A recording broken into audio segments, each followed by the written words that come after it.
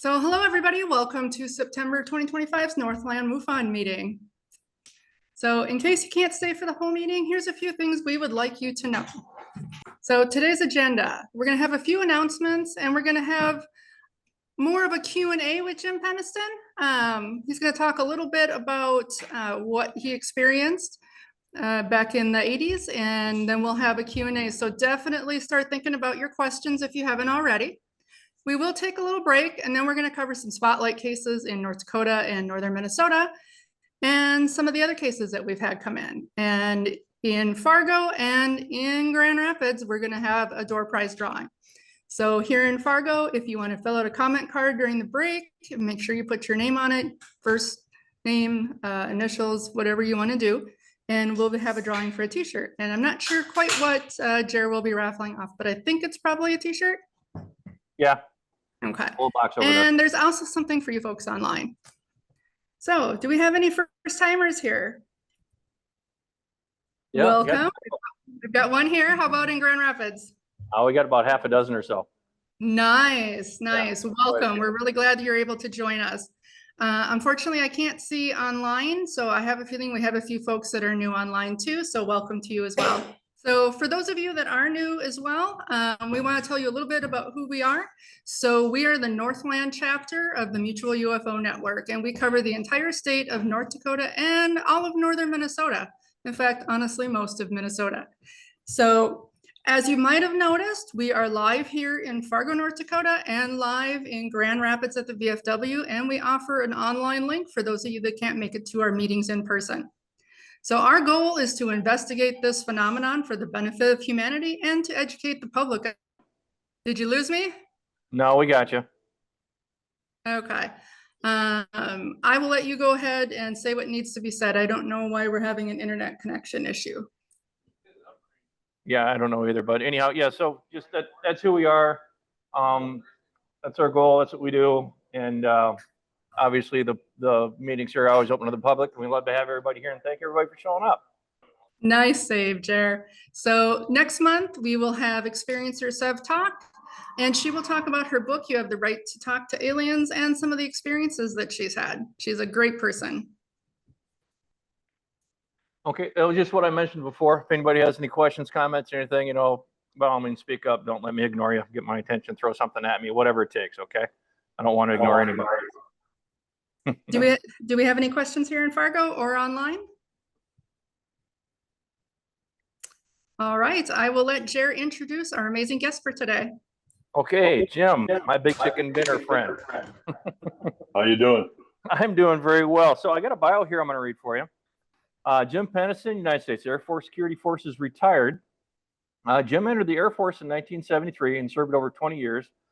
He was assigned to the Strategic Air Command Elite Guard in Omaha, Nebraska, providing security for general officers, congressmen, foreign heads of state, and the president and members of his cabinet. Jim has held key assignments throughout the world, including service in Desert Shield, Desert Storm. He wrote defense, security, counter-terrorism, and contingency plans for the Air Force and NATO. Additionally, he's provided security support for Air Force One and other classified aircraft weapon systems. For the majority of his 20-year career, he's held a U.S. top secret BISCI and a NATO top secret COSMIC ATOMAL, I believe I said that right, security clearance.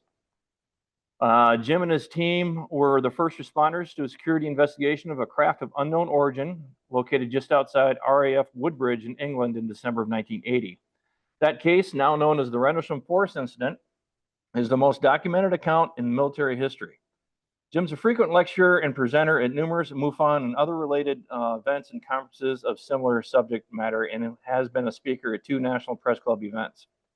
His first responders account of the Rendlesham Forest Incident has been featured worldwide on numerous television and radio programs. And in addition, Jim is an author and has been a contributor to other books concerning the phenomena.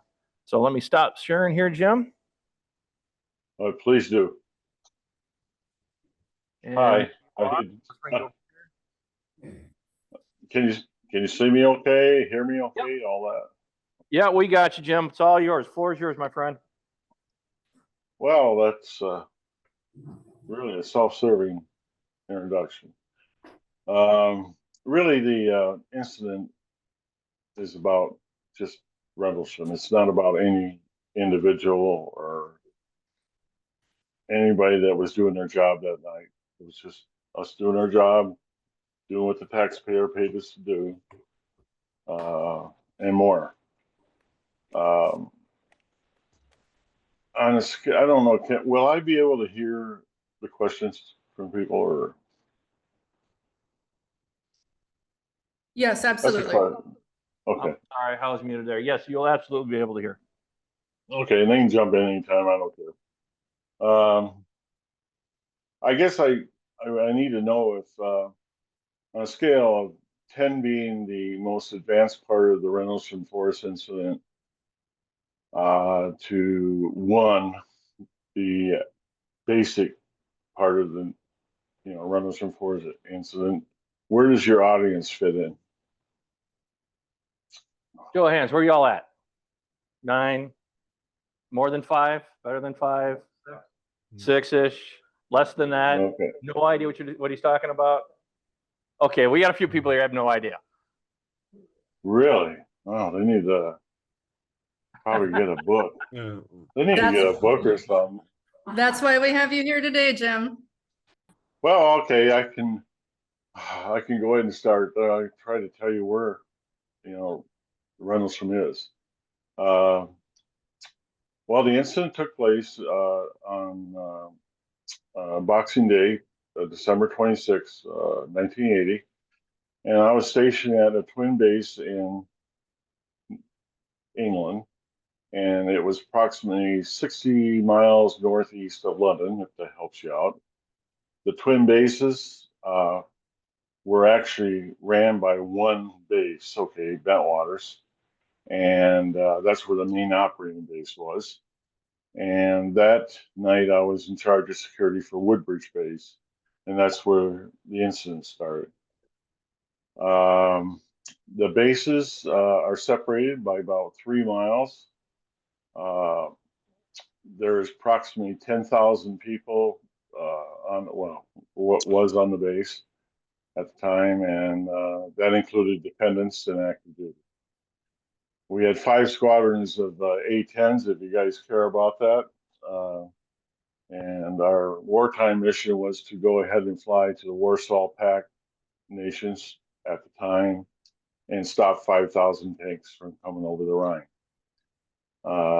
We had forward operating locations in Germany and other locations in Europe, and we were at the height of the Cold War.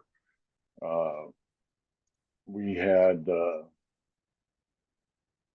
lot of terrorism at that time, but it's not the kind of terrorism that we have today. I don't know if they were radical, like Red Brigade, Black September. I don't know if you guys are old enough to even remember those. The RA, stuff like that. So we were constantly being, looked at and watched by those organizations. And for the most part, we were targets of opportunity. So does everybody got a pretty general idea about the basis? Yep, Okay. I think so. I don't want to go too far, long in that. Anyway, I was working as flight chief that night, and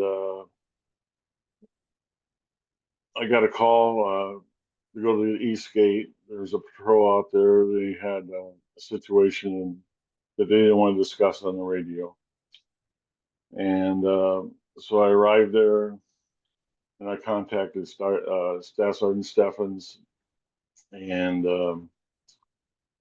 he says, I said, what's going on? He says, he just pointed over the Rendlesham Forest area. And by the way, the Rendlesham Forest is between the 2 bases, okay, just so you know, I don't think I said that. And I looked over in the forest, and it looked like there was a possible aircraft downing, aircraft crash. All the trees were like 6 feet apart, so nothing could land in it. And so I went on the direct line at the gate there, and I contacted the control center. And when I contacted the control center, all this happens in 30, 40 seconds. Okay, it's so fast. There's like 5 people on the other end. Okay, and so while I was talking to the controller, I says, "Yeah, it looks like a possible, downed aircraft I saw on fire." And the other controller was told they had done a coordination with London Heathrow radar and Broadsea, which is Eastern radar, ran by the British. And they triangulated the radar, and they lost contact with an object about 10 minutes earlier over the bases. So everybody pretty much assumed, well, it's probably an aircraft crash. And the only way we could respond at that time was under a status forces agreement, is if there's an emergency situation off base. Okay, otherwise we were pretty much restricted on base. And so I picked 2 other airmen and myself. The flight chief from Bentwaters came over and took my position at Woodbridge, and I started running my checklist for a downed aircraft, which means a plotting board, so you can set up enter control point. There's a lot of things involved with it. And up to that point, just I wasn't a novice to aircraft crash. I mean, I think I'd been at that point in time with 7, 8 years in the service. I think I had about 20 plus, aircraft crashes. And so we headed toward the woods and Rendlesham, if you want to call it that. And when we got to the point where I couldn't take my Jeep any farther, I stopped, put one of the security airmen out, and he was going to do the entry control point for the response force that was going to come. And the other airman came with me on foot, and we went to the edge of the forest. And there was a lot of phenomena going on at that time. Like there was a bright light coming out of the forest. They had there was like physical effects. You could feel like the electricity on your clothing, hair, stuff like that. Anyway, I went into the forest, the tree line, and as I went in there, there was I'm going to use the word explosion. It wasn't. There was a really bright light when emanated from over the berm. We had berms that were 5 feet high that ran through the woods, and so I hit the ground. Knowing there wasn't no explosion, I was just reactive. I got back up, and as I got back up, I could see the light dissipate down, and in the forest floor was above it was a craft that was triangular type in shape, small, not very big, and so I terminated the downed aircraft SRO security response option I was running, and initiated a helping hand situation, which is a possible hostile threat. Our base had priority A, priority B, priority C air resources on it, so that's what we're really concerned about. And initially, that's an up-channel report, by the way. It goes up to the Wing Command Post, then it goes to 3rd Air Force, and 3rd Air Force to MAGCOM, then the Pentagon. And as I started approaching the craft, there was globular light that was running through the craft, colored. It finally slowed down and finally dissipated. It was just a black craft, but there was still light coming out from underneath the craft, a white light. And I continued to make my radio checks on the radio, security checks. I approached the craft, And I had taken pictures up to just entering the forest line there. At that time, we didn't have nothing digital. There was no computers or nothing like that. It was film, and and we actually had the camera for recording like the aircraft crashes, terrorists that we see, or people that we couldn't identify on the perimeter. That's what we used it for. Okay, is everybody with me on this so far? I'm a little bit all over the place on it because I haven't talked about this in years. Well, I haven't. thanks for doing it today. Yeah, and I don't know how much brevity I should. I've used a lot of brevity so far, believe me. You got retired Air Force here, so I pretty much understand what you're saying. Yeah, yeah. So, what do you do while you're in? Aircraft maintenance, radio, radar, navigation Oh, systems. okay. So, you ever work on A-10s? No, I was considering cross training. I saw them. I had a nice tour of them down at Davis Mountain. Oh yeah, yeah. Well, it's nice to have a retiree. Matter of fact, I'm gonna bring this up. I have friends in Fargo from the service too, so I think they're retired now. I mean, they were in law enforcement, they were in the 911 center, and they did things like that. So I haven't talked to them for a while though. Yeah. Anyway, as I approached the craft further, I found that there was like some type of phenomenon going on where it was hard to move toward the aircraft, craft, whatever you want to call it. And it would be similar to me waist deep in a pool walking through water. That was the resistance. Then, as I approached the craft, I can barely hear the radio relay I had set up. And we had repeating systems all over the base. There shouldn't have been no radio issues at all. I mean, that was odd. And so it was pretty inert. Then I was looking for things. Like I said, I ran out of film. And so I was going to record as much as I can, waiting for a response from the base. And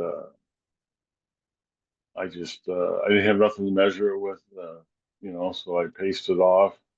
I'm looking for things that every aircraft has, aions, intakes and exhausts and, things that make it fly. This thing was void of all that stuff. It was just a black metal, or it had to be metal, but a glass-like material. Okay, as far as shining and stuff and like that, but it's very opaque. So it measured about with the berms. There was a little hard to tell, but I think it was like maybe 6.5 feet tall from the dorsal area of the craft to the front in height, and it also was intriguing about the light on the bottom. So I was looking at that and wondering how it was, sitting in the forest. I had a lot of questions. I mean, how did it fly through all these close-knit trees, to land in this clearing inside the forest? I mean, that was one of my major things I couldn't figure out. There's a lot of things I couldn't figure out. And so I looked underneath the craft, couldn't see no landing gear, but it looked like it was fixed somehow above the forest floor, not moving. So I pushed it to see if it would move. I mean, if you had like a car out there and you tried to push it, it'd move something like a half inch, something. This didn't move at all. It was pretty solid. And then I walked around to do a 360 on it. And I did that on the other side. Oh yeah, I was going to say there's also this craft only measured like 9 feet long. That's what I paced off, and I'm doing it by a long pace of myself. I have no measuring stuff. And I got around the other side. There was encryption on the side, which I was actually felt pretty good because I figured it might say, NASA, something like that, some kind of experimental maybe. I was hoping for that, and but it wasn't. It was a pictorial type glyphs that were written on the craft. They measured. I got my hands on it, you can see it, but they stretch out 6 feet, and these things stretched out. There were 6 of them, about 6 feet. They were the height of my hand, so about 6 inches. That was a row of them. Then there's a larger one over top the other 5, and that is the one with the circle and the triangle in it. So I went back around. I went and said, I tried to do more radio communications. I assumed that they were hearing me. I just couldn't hear them. And so what I did is I walked back around because I was intrigued by those markings. And the craft, as I ran my hand across it, it was very smooth. It was like on the smooth, it was smooth as glass. It wasn't glass, it was metal. And I was going over the glyphs and stuff like that. And that large one on top really fascinated me. So, and when I went over the glyphs, by the way, it felt like going from smooth glass to like sandpaper. Okay, like it was etched in there. And so then I touched the top glyph, and it was just pure white light. I mean, I couldn't see nothing at all. And I'm using the term light. It's not light. I'll explain that later. And during that time, it was just a flash of, like pulsating light and all this stuff. And I got my senses again. I just took my hand off and it was over. And the reason it wasn't light is because out in that forest, it was dark, okay, except for that light underneath the craft. And I had my night vision instantaneously. So, if it was light, I wouldn't have gained that for like another 30, 40 minutes, but I could see completely around the craft. Then there was movement inside the craft again with the lights. I back off. I didn't know why. I actually thought I activated something, like it was going to explode or something like that. It was going to explode maybe. So I got down on the ground, and all it did was, with the lights started going faster into the fabric of that craft, and then it slowly, silently lifted off, went up through the trees, up to the canopy of the forest. It turned slightly to the right, and it was gone. And if that wasn't enough, we were told to, well, I had my radio communication back with the sentry I put up there at the entry control point at that time. And then the other guy that was over to the right about 20 feet, he took off after it. And first of all, the woods was dark. And so to maintain that 2-person integrity, I went after him. And I think we went over a couple fences, and, through a muddy field. And I mean, even though I was like 26, 27 years old, I was a little bit too much for me. I mean, I was getting winded. I finally caught up to him. I said, "What the hell are you doing?" He says, "Well, I was chasing the craft." "Where? Where is it?" "I don't see it." He let it already left. He goes, "No, no." He points over on the other side of me. He points toward the coast. And so, "What are you looking at?" And he said, "Well, look down my arm." So I looked down his arm where he's pointing. It's a lighthouse. That's a lighthouse. I mean, we worked around that shit for what? 6 months. He didn't know what the hell a lighthouse looked like. I don't know. I says, and I'm getting ready to chew his ass. That's what I'm doing to do because I wasn't happy with him. Because I wanted to report back to the base as fast as I could. And we're wasting time. And as I looked up over the other part of the Rendlesham, which is, well, I can't remember what they call it. I think it was something green, Capri green, or something like that. And it was still hovering over the craft. It was still hovering over the forest, but it was at a distance. And then it slowly, and I'm going to guess because it's really hard to tell how fast the aircraft is going from the ground. Okay, I was guessing it was probably very slow, like 300 miles an hour. Maybe 350. And I'm basing that about my observation from previous aircraft. Okay, that's what I was doing. And then it was gone. And that was actually the incident. The rest of it's all the debriefing and all the things that are associated with. So, anybody got a question about it? That's pretty much it. A lot of brevity. I'll tell you why it's a lot of brevity. I'll tell you what. And how many of you have read the Rendlesham Enigma book? None.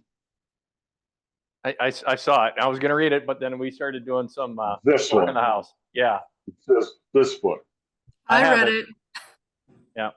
This book is 720 pages long. This book is the definitive book on Rendlesham.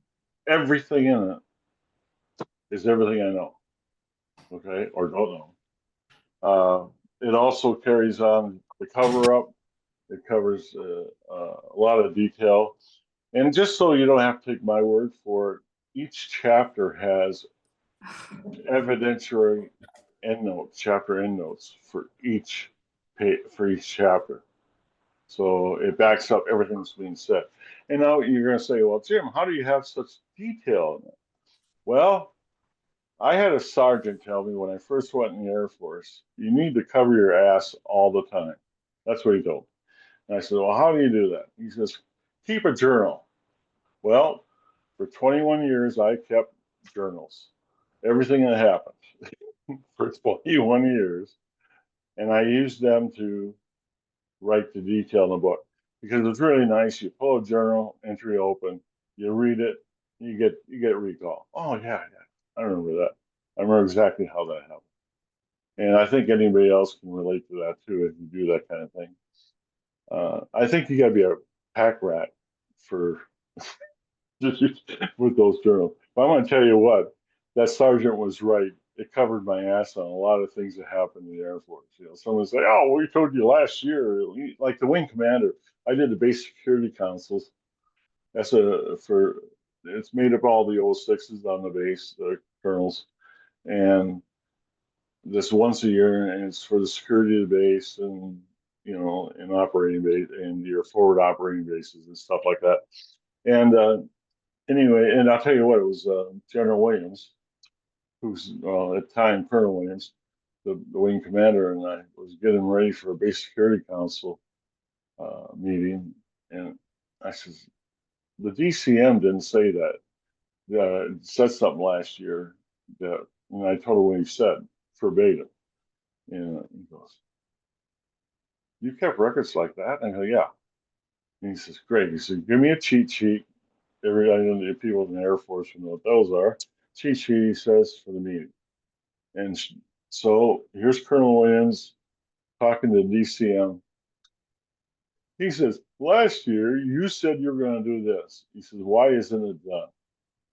And so it made Colonel Williams look brilliant, and it made the DCM accountable. So it paid off. Yeah, it's a good one. I mean, actually, General Williams, when I met him back in Tucson, we were writing this book, and um, he we talked about that. We talked about this stuff, so it's pretty nice. Uh, yeah, I see that they pulled up a copy of what was that book? The first one, Encounter in Rendlesham Forest.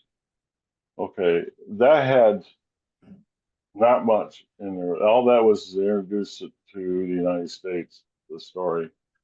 Uh, I had like 150 pages that didn't go in there, and Gary, my co-author in this book, he had 60 or 70 pages, and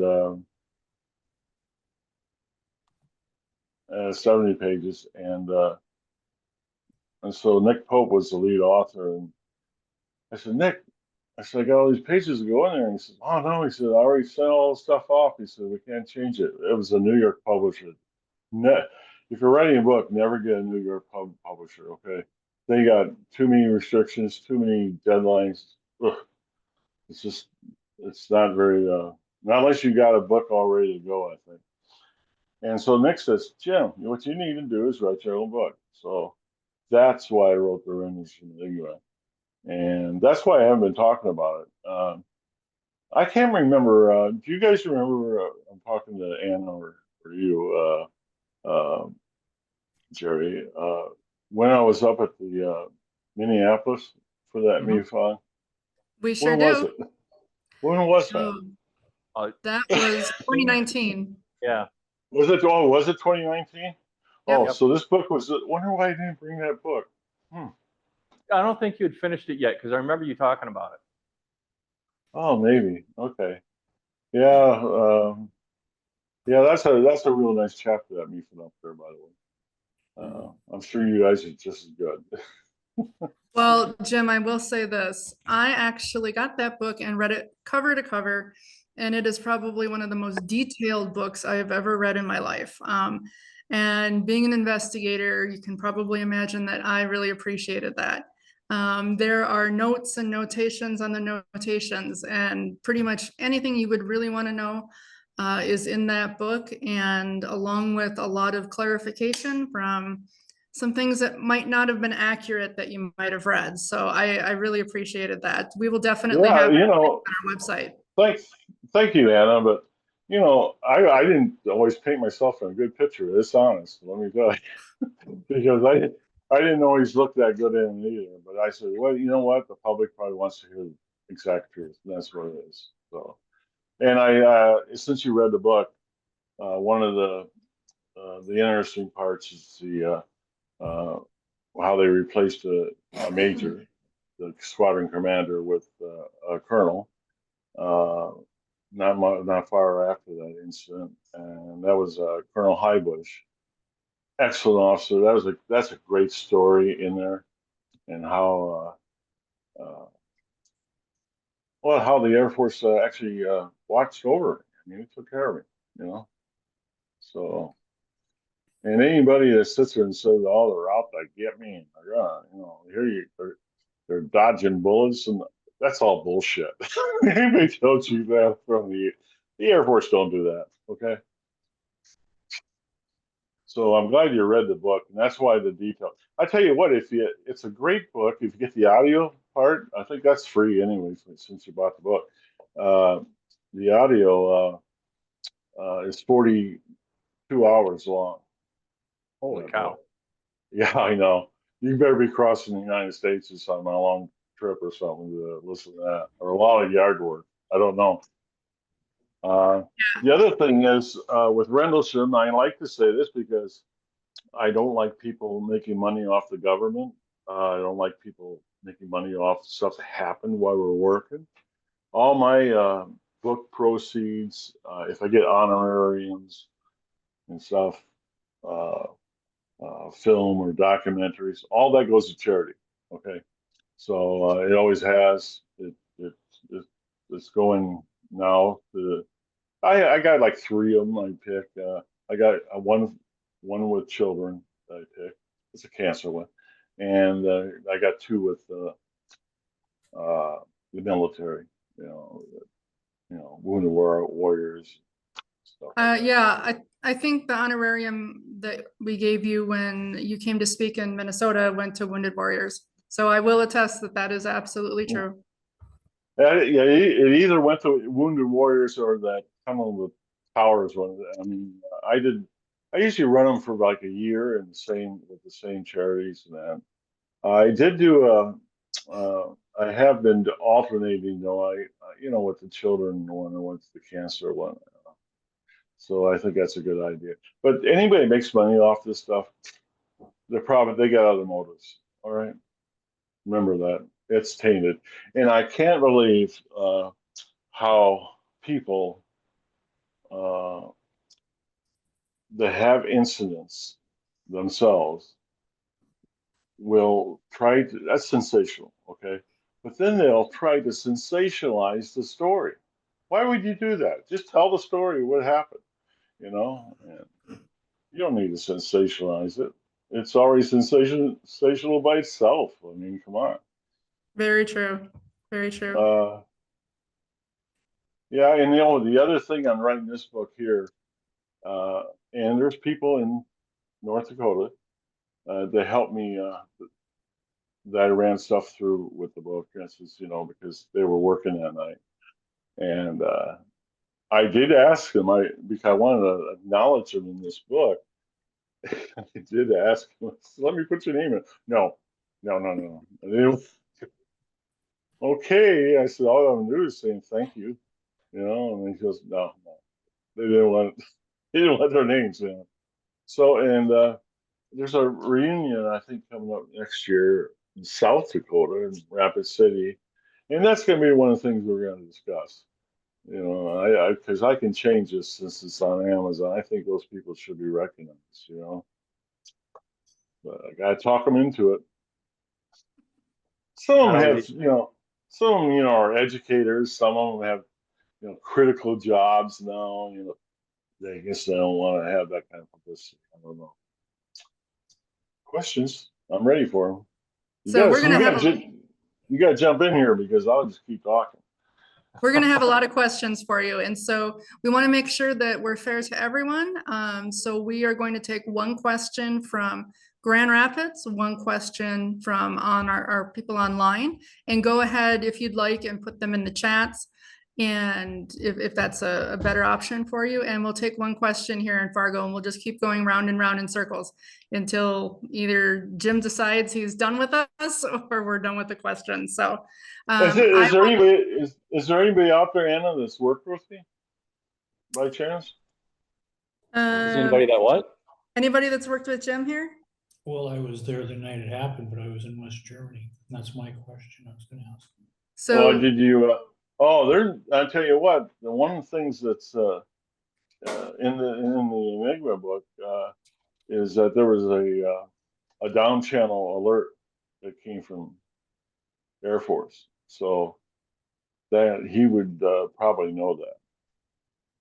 I'm glad I didn't name those forward operating bases like Han, and I would have missed them, Elhorn, and there's some other ones, Novernick. I can't remember them all now. we do have one person here that was not too far away from you. He was in Germany the night that happened, and he's got a question for you. So we'll probably take his question first once we get to Fargo. Jared, do you want to start there in Grand Rapids? Yep, go ahead. Hi, Jim. Jim's right there. You got to talk over. Hey, thanks so much for being So I can here. see you. I've got like 8,000 questions here, but One at a time. okay. What is your theory as to why the government or military tried to discredit your story? Was it just denying the existence of UFOs or something else? Discredit it? Well, they were awful supportive. I mean, they put a cover story out because of, I believe, because of what the resources we had on the base, and they just didn't want any attention. The cover story, they spread around the pubs and that, and then nowadays there's they say they're witnesses, and they're really all there's hearing is the cover story. I explained that in the Enigma book, how that happened and how the cover up happened in detail. And I'm not trying to sell the book. I think you can go on, if you're an Amazon Prime member, I think you go on there. I think it's free. Okay. I think you just look at it and see that part. Yeah, it was just convenient. But the Air Force never tried to discredit me. They were very supportive. Thank you. Yeah. I think you watch too much Washington stuff and all those hearings. That's all a bunch of false flag stuff, let me tell you. Hey, Jer, I will have you read off the questions from online because I'm not able to click on that from this computer that belongs to the library. So, All right, give me a second here.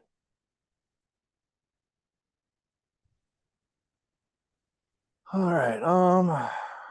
Well, put your skeptics up first. They're always good. Any skeptic, I like those. I do. All right, well, Everybody has I'm a- sure we'll have a couple.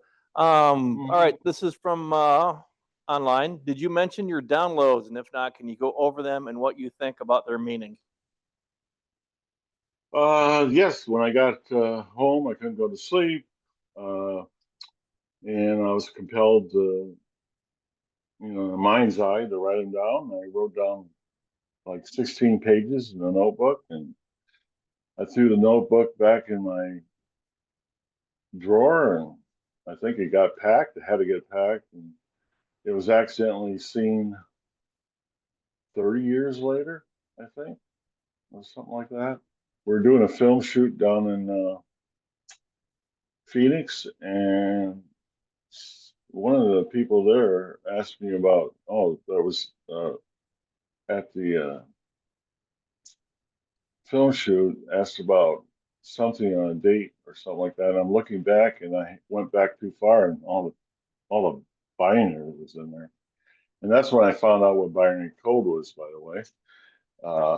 They were just ones and zeros to me. And so anyway, that was published in the first book, the Encounter book, but they're purposely out of order. So if you try to decipher them, you won't be able to. In your, the way it's written in the book is purposely out of order? That's what I think, because I numbered them and everything like that. I think the publisher might have screwed it up. Okay, they didn't care, and so the what we did is in this book we made sure that the actual transcribing of the code is in this book, and the interesting thing is in 2019, in May of 2019, they discovered some type of technology that they found a code within a code. And I'm not an expert on that. It's my co-author. That's why I'm talking very vague about it, because my background is in criminal justice. Okay, I'm not a math person. I'm not a computer person or nothing like that. And he did all the research, but the technology wasn't available to actually find the code within the code until May of 2019. And that's what caused the delay in putting the book out, by the way, with Gary researching it. One of the things that it identifies in the code is a fine structure constant. And that is something that the chances of that being in there, Gary says it's a one followed by 13 zeros in one. So it's not an accident. It's in there on purpose. But the interesting part is that it just sat there. Even though it was deciphered in like 2010, we didn't have the technology to extract it, which is interesting by itself. Did I answer your question there? Yeah. So yeah, I think so. I mean, it was an online question. Well. So the Yes. binder code that's in the new book is exactly as you wrote it down. How did it come to you? Did it come to you when you touched the craft? Did it come to you when you got home? And I mean, and how did you spit this out? You know what I mean? Well, there's a lot going on there when I touched the craft. Obviously, I activated some type of communication, okay, by touching it. That's my theory. I don't know that for a fact. Then when I got home, I thought it was part of the trauma. I couldn't sleep or anything like that. And just the trauma, what happened, I couldn't go to the base hospital. What am I going to tell them? Oh, I can't sleep because I seen a craft of unknown origin early this morning. And I mean, look at that. That sounds crazy by itself. They're just going to look at me and say, "Oh, your personal reliability program, which was PRP, oh, that's gone. Your weapons, you can't carry a gun again. We're going to do discharge." That's exactly what they would have done, I thought. And so when I got and I actually pulled a notebook out. I didn't have any other. I was just going to look at the stuff I wrote down because I was doubting stuff, at that point. And then I was like, couldn't sleep, and I was looking through the glyphs and stuff like that. I think I can write those things down. And so I sort of just started with 000110100100111, and I started writing them down, and I felt better. I felt a lot better. I said, "Oh man!" So I just kept writing them down, and then I wrote until I couldn't see them in my mind's eye no more. And right after that, I went to bed, and the next day, everything was okay. There's no trauma from it. Then, that's what I thought it was. I know it's bizarre, but anybody that's been in the military would know that it's probably not healthy to go ahead and go into a hospital and say that kind of stuff to anybody. Anyone with a specific job, yeah, you're absolutely right. Yeah, we got a Yeah. question here in Fargo. So I'll let you go ahead, Lon. Hello, Mr. Penniston. It's finally really great to meet up with you. My name is Lyle Corinta. Oh, I'm wondering if you were ever informed or you know of all the events prior to your event and the ones after that event. Because yes, we were initially put on alert. It was called West Germany then. My home base was out of Hanau, 13 clicks Okay. east of Frankfurt. And when you mentioned forward area bases, that was I was in the U.S. Army. I can tell people now, because Ronald Reagan made it public in 1983, that I'm atomic demolition munitions specialist. right. Oh, he froze. 12 Echo. He froze. Our nickname Oh, he is froze. through our British training. Huh? Can you repeat that? He froze in the middle of that.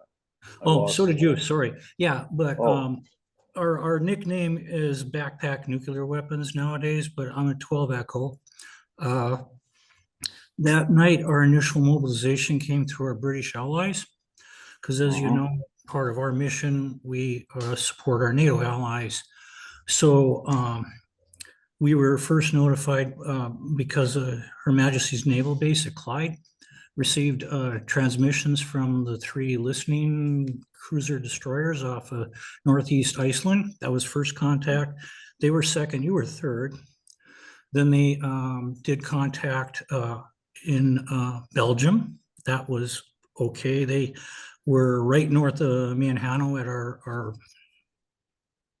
our storage facilities where we stored our nuclear weapons, because we initially went there because we thought it was Black September, because they had been really persistently naughty at that period of time, as you referred to. I too have the same level of your clearance plus PRP, so I know what you're. I know right away from what you're saying. Yeah. You had the same clearance. So Yeah. we were able to do that, and then this was all coming down through our channels, of course, U.S. Army, but then after they bounced down us, of course, when you take and plot an arc, we thought it was the Warsaw Pact. But then through our advanced listening post on the other side of the curtain, which was the resistance, there was the encounter in Bohemia, and they 70 Warsaw Pact personnel were involved in there because theirs kind of went more violent, and there was an exchange there. And then the next spotting was in what's called Transylvania, part of Romania. And then the last one that we got word of was 2 ships on the Black Sea that were Soviet ships, not Turkish or Romanian. And so this was all coming in through the course of that night. And our second really ramped up call was from you guys, the Air Force there. And because prior to that, it was like hitting allies, up in North Iceland, and then it was British, and all of a sudden they hit American. So that was all going on because before they found out we were still listening on their channels, what we found out was it was actually the best they could count, they being our illustrious CIA and State Department, was 9 different vessels, including yours, of unknown origin is what they're calling. They're calling them vessels, unknown origin. So that would then they found out that that we were, like now on Zoom, it was that version back then, we were hearing all this and everything, and then things got clamped down really tight. So I was wondering if anybody actually ever informed you, as a backup to what you're saying, to, you're very credible, I believe you, that yes, you are part of this mass floating visitation is what I prefer to do, because the only hostile part was in Bohemia, and that's where the Warsaw Pact got, Right. there was no such thing as the Cold War. It was hot. It was very hot, and there was nothing about it. Yeah. I know exactly. I'll tell you what, Lyle, it's Nothing. really nice talking. And so It's really nice. No, it's really nice talking to you. But I'll tell you what, it's nice talking to somebody that had the same clearance. There was no doubt that I know that your clearance was the same. I mean, and by the way, he did pronounce the NATO top secret ATOMAL, the cosmic ATOMAL, instead of he pronounced that wrong. But that's okay.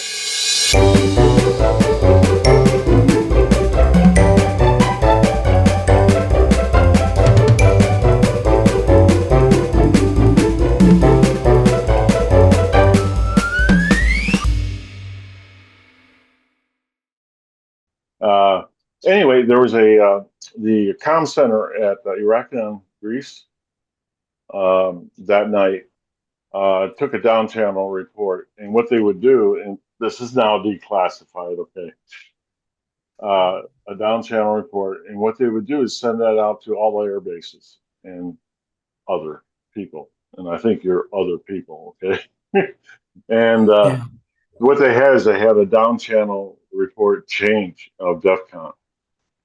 And it's covered in the book, and it was so good that the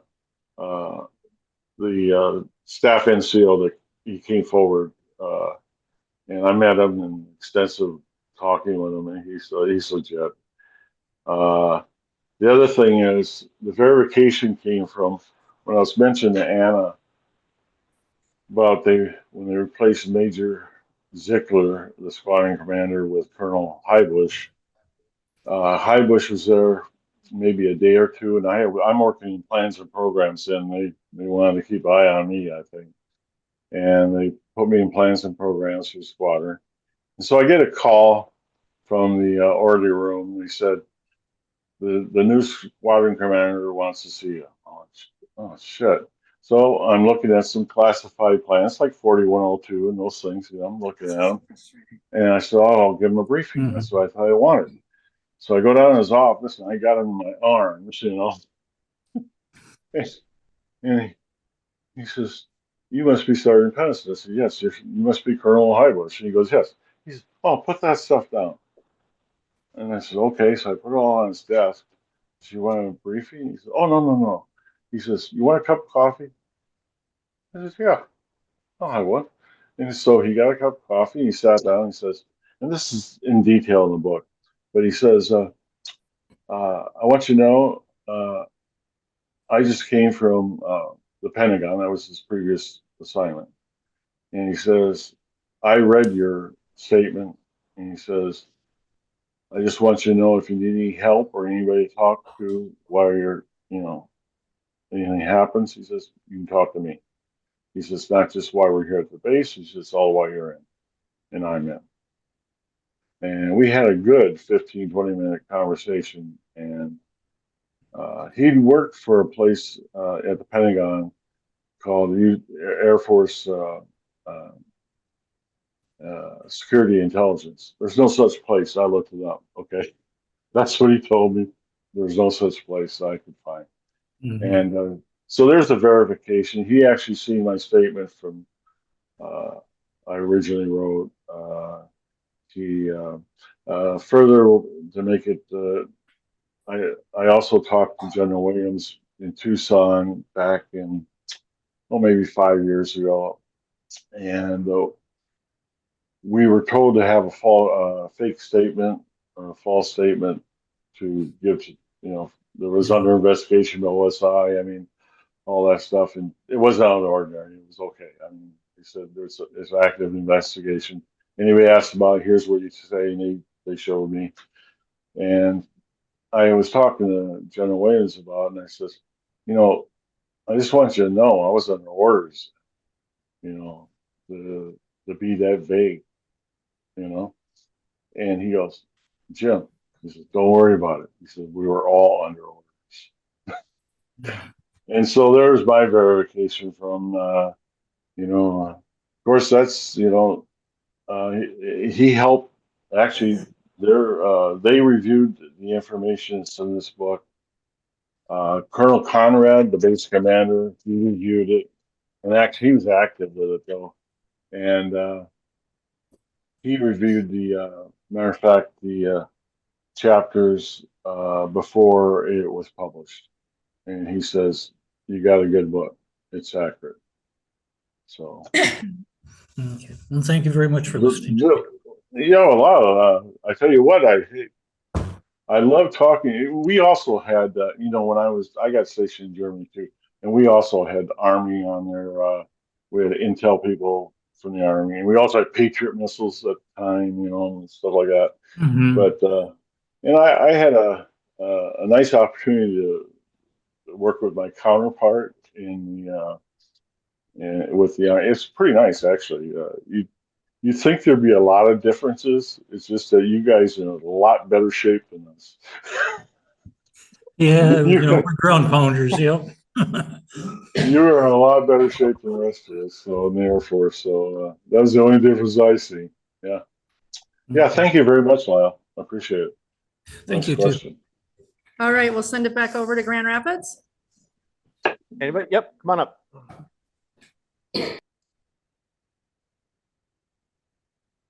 Wow. All right. That was a good one. Whoa. Hi, Jim. Thanks for being with us today. I appreciate everything you've been saying there. I've read several accounts online about the incident and, seen it on Ancient Aliens, Unsealed Alien Files, all that stuff. Just curious, like the craft, the type of craft. Are you familiar with like the TR-3Bs that the military uses? Yeah. Okay, was it that kind of a shape, or was it a different kind? And when it went up, did you feel anything if it was silent? But did you feel anything like a radiation or a heat or anything like that?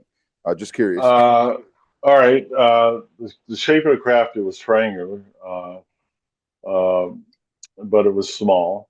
I mean, 9 feet by 9 feet. There was nothing. The technology can't be replicated. First of all, you got to have all the things that airplanes have to fly, and this is void of them. There was none of them. The other thing is that technology I didn't understand, and it still hasn't happened today. I mean, to use it. I mean, how does appearance of light hold up an object solid? I don't know how that works. The craft was completely silent, and there was no air disturbance or anything like that when it lifted off. And the other odd thing is it left fast enough that because that was a blink of eye initially when it left, and there was no sonic boom or nothing like that. So that didn't. I don't know why I didn't have that. The second time I observed it, it was slow at 300, maybe 350 miles an hour. Did I answer that question for you, or do you want to expand?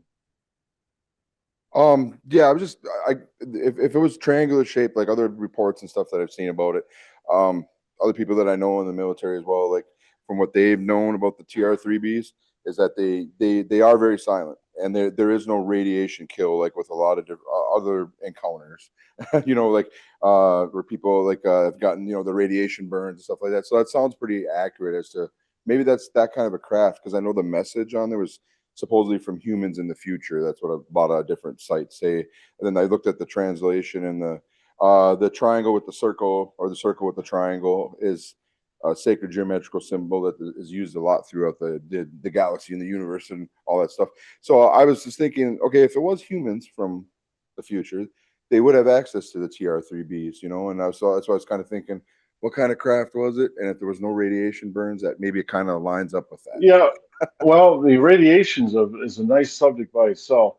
That morning, disaster preparedness, Sergeant Nevels was ordered out by the base commander, Colonel Conrad, to investigate the landing site. He went out there with the radiation equipment. What they found is it was beta radiation, which actually your clothing could stop. That. But they said that's why the craft was warm to touch. And then there was other traces of beta radiation on the trees.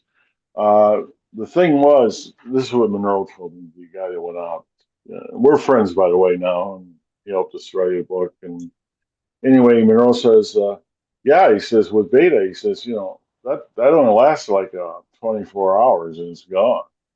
He says, so he says, he says, it's lucky that he was sent out there immediately, like 3 hours later, to start, doing the investigation.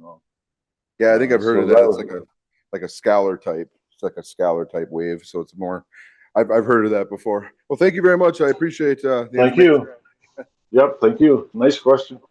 Yeah. To touch on that, Jim, how thick was the craft? And do you think it was like a drone unmanned, or was it manned? Or, you go inside the craft, it's infinitesimal, like quantum constructs, on that insight.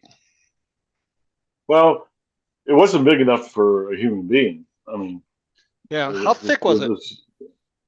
Well, that's it depends toward the front or toward down the. I don't know what the front is. I don't know what the back. I'm just going to say the front was where the dorsal wasn't there. They had a dorsal that came up out of it, fin. That was in the back, and that was probably 6-7 feet, from the bottom to the top. You get toward the front of it, which I'll call the front because that's what I'm going to call it. I don't know for sure. I would say that is probably 2.5 feet, 3. Okay. So do you think it was manned, or do you think it was all drone type, intelligence? ETs can zoom in, zoom out, just intelligence is there. I never ever thought it was manned. Never. Okay. No, I had impressions at the time, which I put in, which I turns out to be turned out in the code. But the impressions I got, no, it was unmanned. It wasn't, and I purposely didn't call it a UFO. I never have. I call it craft unknown origin. That's Right. that's the most honest answer a observer can give. Otherwise, you could try to say it's this or that or alien, or that's just made up in your head. You don't know. You know what I mean? Was there any sort of feeling? I mean, did you feel like your consciousness was an altered, to an altered state of consciousness? Because I had a craft that came to me and they altered my consciousness, as to have some telepathy between. It was more of an empathetic telepathy. That's what I'm calling impressions. Okay. We're just using different terminology. Right. My craft that I saw, I said, I've never taken drugs like this before. And that was what hit me. I was just, my consciousness so expanded. I'm like, whoa. And then I got this empathetic to look up and I saw it. And then the voice, that wasn't even a voice. And the whole sentence structure came to me. It says, we just want to let you know that we're here. Yeah. I think that is probably, you know what it is, when we start talking about that, we, at least it sounds like we don't have the words to describe it. Right. It's a little hard. And I tell you what, about after I wrote the encounter book, and we were in between that, we had, the CIA, they recontacted me, Right. and they wanted to have a meeting. And I said, sure. I says, well, I'll do it in a larger city, which is like Rockford, Illinois, and it's not far from here. And I says, okay, but I'm going to have my lawyer there. I'm not going to sit down with you. And I'll tell you who the person was. He says he's a former CIA, operative. That's Kit Green. I'll tell you right now, there's no such thing as former, all right? And we had a meeting with him that lasted 3 days. And one of the things he said about the phenomena, that made a lot of sense to me, is that the phenomena is able to, at a distance, make you think you see whatever you want to see, okay? And the reason he was talking to me and the other witnesses out there is because we were inside the sphere of influence. And that actually, they said it'd be like, there it was, you've seen it for what it was. And that's what he told me. Is it true? Hell, I don't know. I don't trust anything the guy says, okay? But that's what he said. I know one thing, you want us to all get MRIs and all kinds of stuff. Do testing out there at in San Francisco at whatever that place was. I can't remember the name of it, Stanford. And I said, I ain't gonna do that. He said, well, you do that, I'll guarantee you full disability with the VA. Like, what the fuck? He said, what? I said, you no fucking way I'm gonna do that. I was pissed. I'm sorry about swearing. It's women. I'm sorry. We'll Oh, bleep it out. It's the military coming back through. anyway, that was it. So I'm not going to fraud the government, but some people did, with the incident. So, and I don't mind saying who they are, because like I said, if you don't like it, sue me. They can't. It's true. I was going to say, Jim, did you have any other communications after, the years back, like they've kind of tapped in and said, hey, here's an update for you, Jim? No. No? Did not have that. No, well, after the incident, I was still at the base from 80 to 84. Then I was in Germany in 87, 88, and I was recontacted. They were just like checking to see if, I guess, how I was doing. Right. Then the Colonel Highbush, who I kept in contact with, he became the chief security police for Europe, U.S. Air Force's Europe, and I seen him several times, and we talked about. That was the conversation. Have you been recontacted with other people? Have you been interfered with other people? Are you having a hard time with? That was it, and we're talking about human factor. That's what they're worried about. And one of the questions would come up is, have been recontacted? And I said no. So. Okay. So Okay, Fred, Fred, got to move on. yeah, we need to Oh. move on. So just to be fair to Sorry. everybody that's looking to ask a question. So Jer, I am gonna have you go ahead, and I'm not sure who was in line next online. We'll take that question and then we'll come to Fargo. All right, give me a second, because there was one that came in through chat. There's a few, I think, that a couple at least that came in through chat. Okay, well, this is from Fred. I assume, Fred, you had this question already answered? Fred's not going to talk to me anymore. Okay. Yeah, I'm good. I'm good. I just didn't tell Okay. Jim. I worked on the RC-135, so we had some UFOs chasing us back behind us, so you get the gig. All right. Oh, Thanks. yeah, that's, you know what? I constantly, when I go places and talk, I will have former, and one of the places that there was a lot of them is in Ohio, near Columbus. I mean, I think half the audience was veterans, and I could have wrote a book of what they were telling me. I mean, they were, stuff happened when they were flying. They got a lot of people that with a lot of unexplained stuff they see, and it was pretty incredible actually to talk to those folks. It's hard to talk to them. We want to sit down and have you can't have 30 people at the dinner table. You know what I mean? But it was they had the same things that they seen while they were working too. Yeah. Well, I see Doug and Larry have had their hand up for a while. So Doug, why don't you go ahead and ask your question? Okay. Sorry about the delay. Well, I've had an interest in UFO since I was a kid in the 70s and saw my first strange light and the old TV show In Search Of, where they talked about Medford, Minnesota, the incident they had there. But my last base that I was stationed at in McGuire, it's about 2001. I was witness to a black triangle hovering over a certain portion of the base, and I'm not sure if it could have been that TR-3B that someone had mentioned before, but it didn't have any lights on the bottom of it. Unfortunately, it was obscured by treetops at times, and so I figured if we got around the backside of the trees, we'd see it better. But by the time we got there, the thing had zoomed off already. And so once I retired, I got to move over to Japan, my first wife's hometown, and I did some research on UFOs. And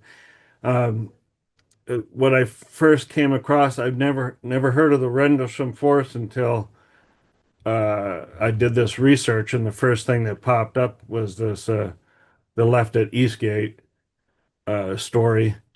And I'm not quite sure what your relationship is with Larry Warren these days, but I don't know. Could it have been? I got the impression that he was being railroaded by the government trying to shut him down because he talked too much.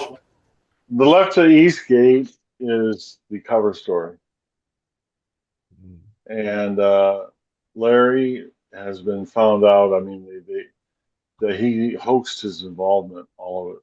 Is that all? Yeah, matter of fact, I feel sorry for his co-author, Peter Robbins. But yeah, he hoaxed every bit of it.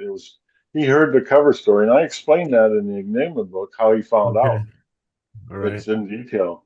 And yeah, it's too bad. But that's why I wouldn't have wrote a book, the definitive book on it if it wasn't for people like that. I really appreciate those people. Yeah. That did that. Can't read your. Well, Yeah. I'll definitely get the pictures book up and read into that. I'm only 9 chapters into Left at Eastgate that I just wasn't sure if he was giving an accurate account or not. No. And for myself, I'm still trying to track down a good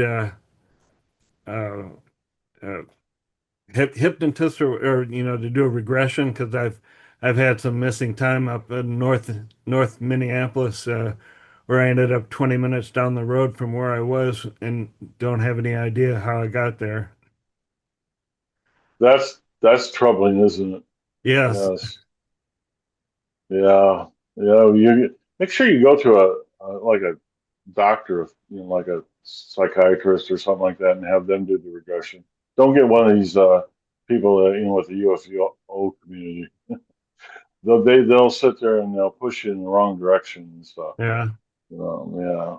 I passed it So off to one of the MUFON investigators here in Minnesota. I think I can't think of what her name is now, but oh, that's what I do all the time. I can't remember people's name. Well, I want to remember.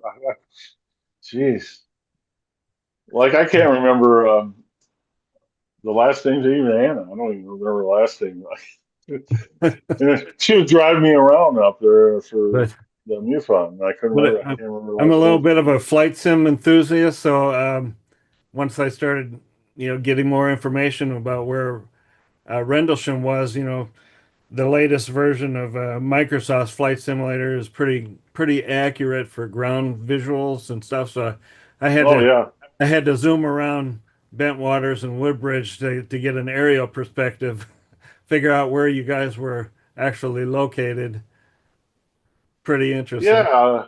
Well, but we have maps and that, and they're in this book and the other book. I mean, you can look at them, and I tell you, if you're into research, I think the better way is just to do the ebook so you can actually see the stuff in color, and Okay.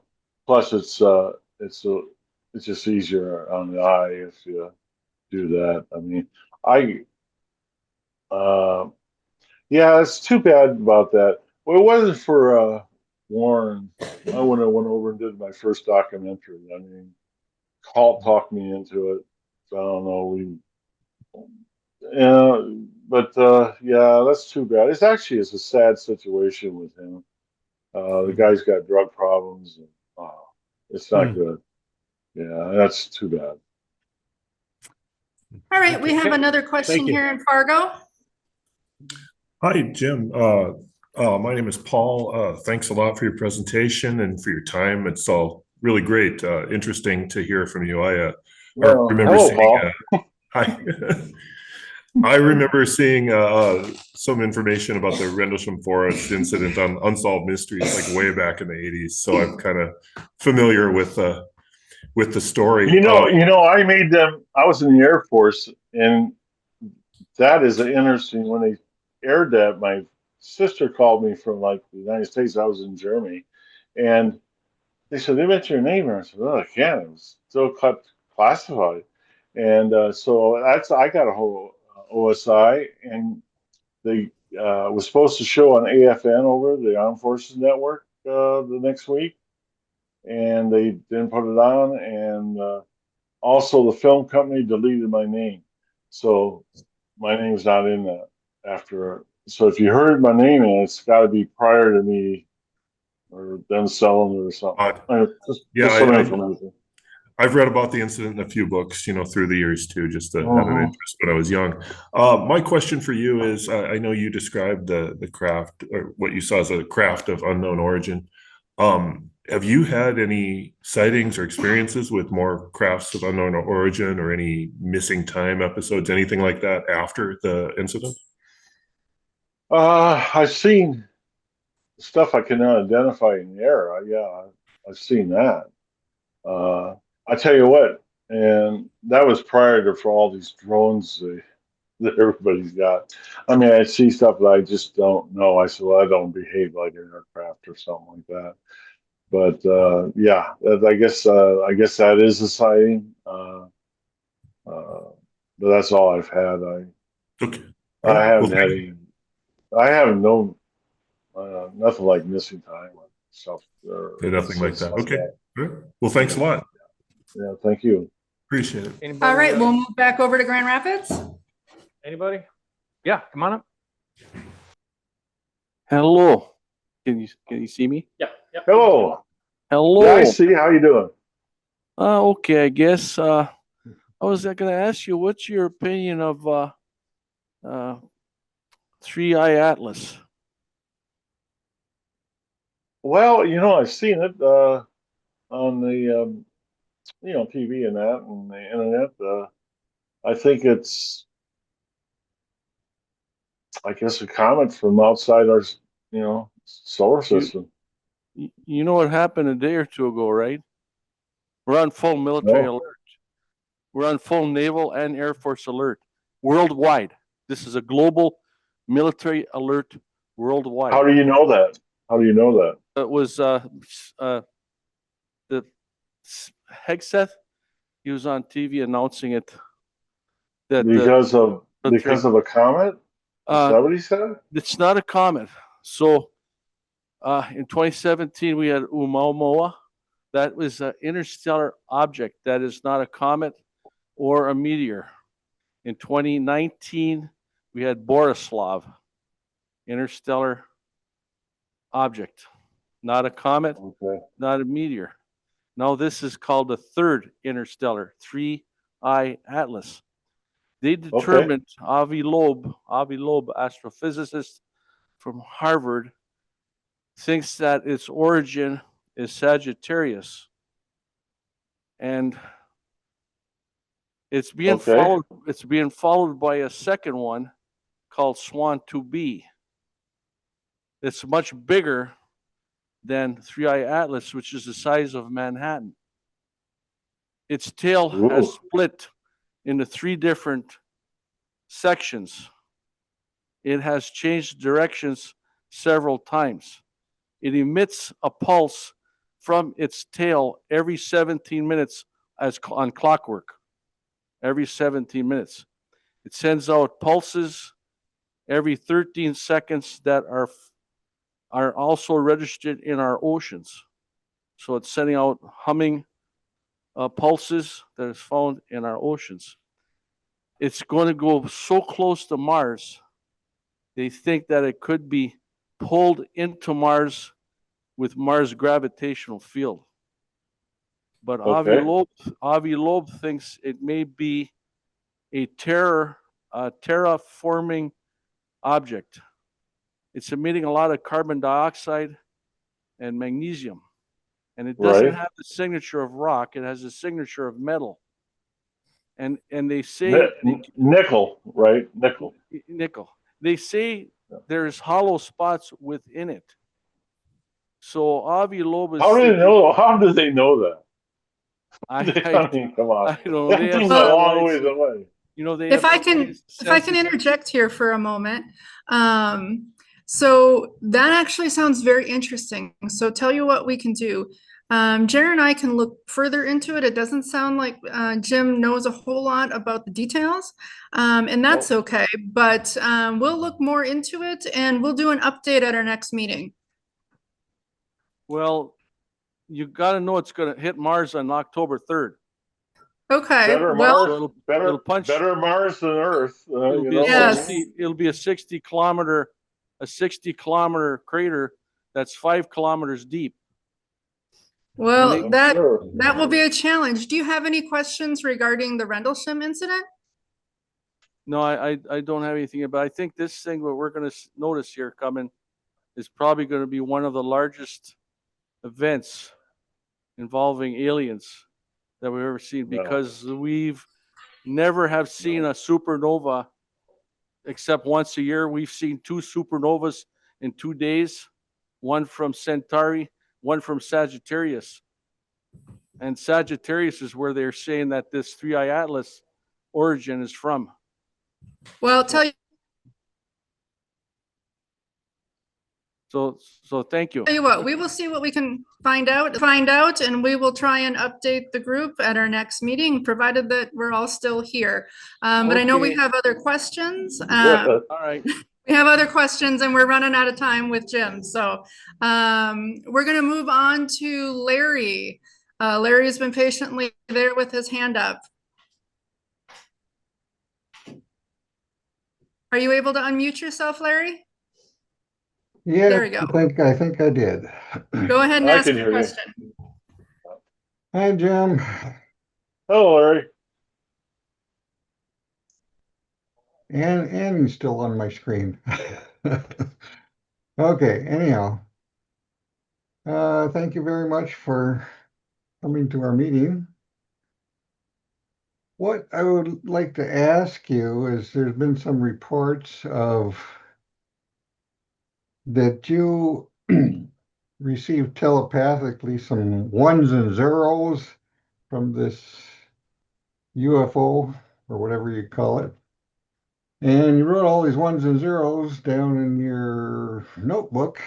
Is that a true report or not? I didn't know if it was true or not. It's true. It's true, huh? And what were all these ones? What did all the ones and zeros? Well, I heard that they were decoded into some ASCII. I don't know about this stuff. Okay, this stuff is computer stuff. I don't know. I have other people that tell me what the stuff is. I don't know. I don't even know what I don't know. I think it's computer language in it, ASCII or something All like that that. stuff should be in your in that book, right? It is. Gary covered that in there. And I'll tell you what, Gary in the epilogue's 60 pages long. He did that, and then it talks about all that. So I'm not an expert on it. I don't know. All I can do is guess, and I don't think you guys want me to guess on what. All I can say is, yeah, that happened. I wrote them down. And you starting to analyze, I can't. I'm sure there's somebody in that audience knows a lot more than me about that. So Okay, well, that's interesting. I'm sorry. No, that's Sorry, good. can't. That's good. I mean, I didn't know if it was true or not. It seems kind of odd that they'd send you a bunch of ones and zeros instead of some English or something, or Well, Russian language. do you know who Do you know who Dr. Ron Mellon is? Name doesn't No, ring a bell. No. he's a physicist, and his whole work in his professional life is on uh, studying time travel. Okay, and he says the most likely way they would communicate from the future would be binary code. Oh, really? Yes. So they probably still speak English in the future, is my guess. All right. Well, thanks. I don't think Thanks, it guys. could be We ready to move future on people. to I still don't see how Yeah. anybody can travel backwards in time. They can't. It was a They'd drone. It was a drone. need the You know? atoms. They'd need the atoms in the future and the same atoms in the past to go backwards in time. Well, it's interdimensional travel, maybe. You know, that's what time travel is, isn't it? Yeah. I So don't we got, know. I don't know because you're getting into a lot of stuff with theories. It's just that we have information that has come through that's in that book has been backed up by people that says it's not a theory. This is why. And if you want to read that, that's fine. If you believe it, you don't believe it, anything like that happened, that's fine. You know, it's fine with me. I don't care. so we have another But I question here appreciate. before I go. Thank you very I much. appreciate. Yes, thank you. So the question is,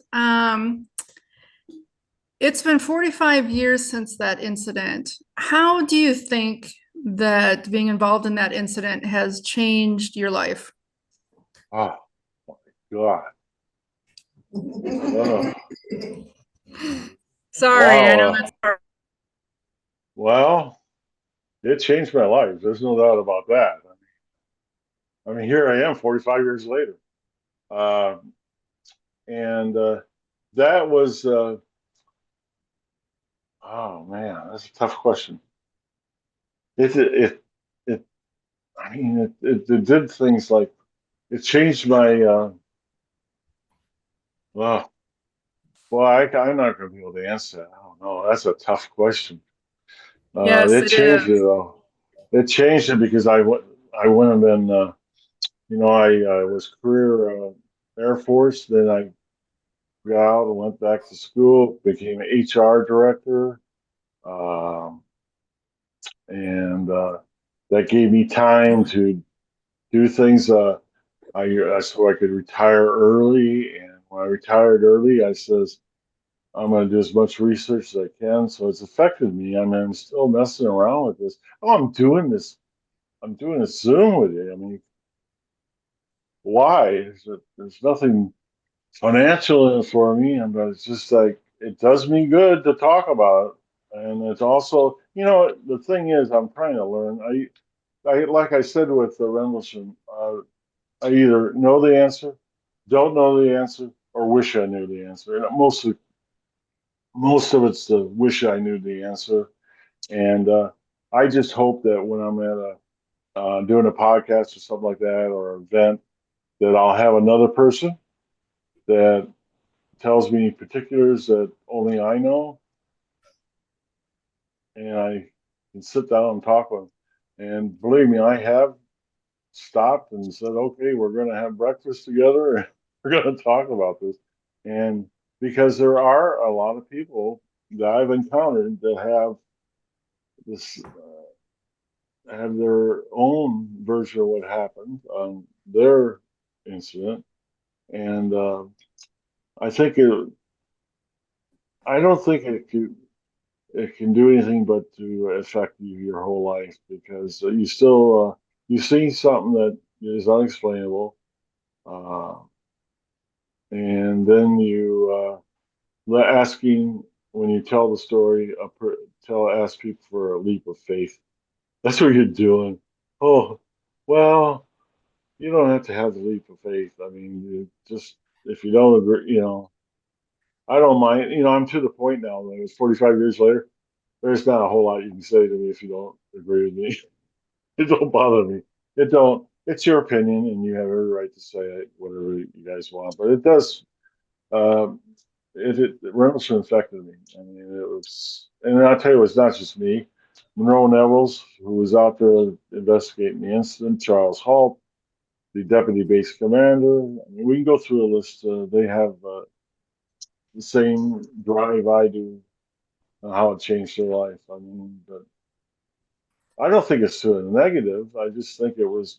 I think there was better things I could do in my life than to concentrate on that. I don't know. So that leads into part B of that question. If you could today say, I just want to go back in time and erase this, so I never experience it, I don't remember it, I just want to go back and get rid of all of that. Put yourself in a different place. Maybe you were sick or something, pretending to be sick or whatever, so that none of it ever happened and you didn't have any memory of it. Would you do that? Yes, in a heartbeat.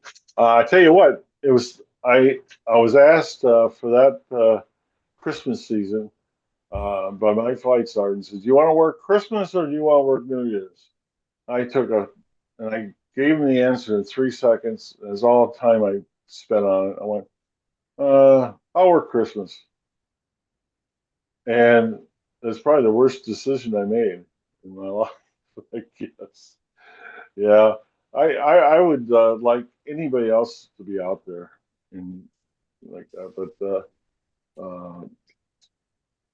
I think I handled it really differently than anybody else would have handled it. I'm not saying it's good. I'm not saying it's bad. I'm just saying I handled it my way.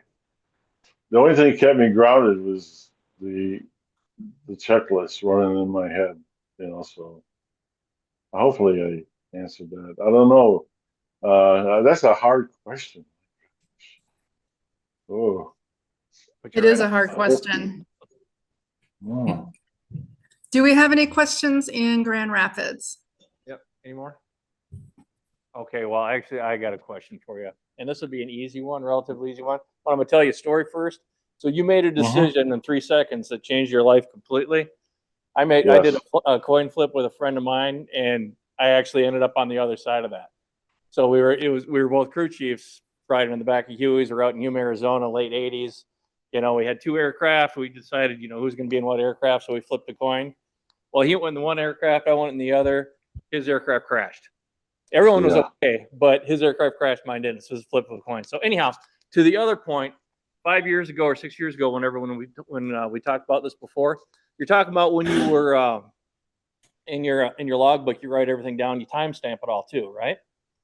So when you were slogging in towards the craft, you know, trying to get through all that muddy water or whatever that you were talking about, from what I understand, there was a time difference from when everything stopped, right? From your watch to what the dispatcher, your base was saying? Right, 45 minutes. Okay, so then when you were writing stuff down on your notes, were you still writing time off of your watch? I was, yeah, I was. I never thought about that. I guess, yeah, it was. Okay, so that was just Yeah. another layer that you could actually probably, maybe not now, it's 45 years later, but something back then that you might have been able to go back and kind of correlate between the two. Yeah, but like I said, the area around that craft was different than an area 20 feet out from the craft. I don't know how to explain that. And yeah, that's one of the things I wish I knew the answer to. Shit, I don't know that one. That's I don't all know right. why. Yeah, you got tough ones, but you're right. A lot of times we make decisions in a matter of seconds, and they're life altering. Oh, You yeah. know? Yeah. Yep, absolutely. Awesome. Thank you, Jim. Do we have anybody else online? I don't see anybody online, but I can only see some of the people that we have online, so. Okay, so all the chat is all good. So you guys got anything in, One additional question here in Fargo. So Jim, the question is, do you have any psychic abilities that you think are a result of your experience? And if so, or if no, did you have any psychic abilities prior to or since your experience? No, no, I don't think I need to have that burden either. That would be a burden. No, I haven't had that at all, before or after. I don't think my mind's in tune for that kind of stuff. I think I tell you, the only people I've ever seen that have psychic abilities are females, women. They have psychic abilities. I don't. I won't ask you any questions about that. Oh, Lord. Any other questions here in Fargo? Well, I have a whole bunch, but I won't keep you, Jim. I just want to say thank you so much for talking with us today. It's a real treasure. I think most people don't know you haven't been doing any Zooms or presentations or anything for quite a while, and you were gracious That's enough right. to come and speak with us today. So we Well, really I appreciate tell it. you what, it's you and Jared. You guys are, I liked both of you guys when I met you, and because you're honest, you're straight, and that's refreshing in this, yes, yeah, Yes. it's just, absolutely. yeah, and yeah. So I really appreciate both of you. It's nice to see that you guys are in good health and that. So. Good to see you too, man. Good. All right. Yeah, Is that it? Okay. Thank you very much for we're the done. opportunity. I appreciate it. Thank you. Thanks, Thank you. Jeff. I'll be Okay. connecting with you via email soon about a couple of questions. That's Yes, ma'am. a side note. So You bye, you can. Jim. Thanks, Bye-bye. Jim. All right, well, welcome back, everybody. Hopefully you guys in Fargo are ready to go. I know you said you were. So let's just get back into it here. There we go. For anybody interested in helping the chapter, we always can use field investigators. We've been getting quite a few cases lately. So the field investigators are kind of getting overloaded, which is a good thing. So if you're interested, just let us know. We can help you out with that. It's a lot easier than you think it is, and it's a lot of fun. We're also looking for an assistant presenter, like I've talked about before. If we can have a presenter that can come here on certain Saturdays of the month, maybe we can start doing this like the third Saturday, the fourth Saturday, and kind of maintaining a constant on that, which would be nice. But until then, we'll just work with what we got. ITAV help in Fargo, Grand Rapids. We're doing pretty decent here. I don't know what's going on in Fargo, but you guys got some issues going on over there, I guess. But I'm sure you can work through that. And then lastly, an event coordinator would be really nice. And what we're looking for that is just someone that's willing to coordinate doing, like this year we did Rimmer Bigfoot Days, you know, kind of getting that set up. We're doing several expos. October 11th, we'll be in Detroit Lakes. And then in November, we'll be in Virginia, doing a couple of expos there. So, you know, just kind of getting those things set up would be nice. And we're also talking about, you know, maybe we're trying to get a tent, which we'll get to here in a second, so we can do community outreach, like outside Target, outside Walmart, even over in the mall or something, you know, just to get the word out there, who we are, what we do, type of thing. And I'm very happy and very glad to see all you all here. How did you guys hear about us?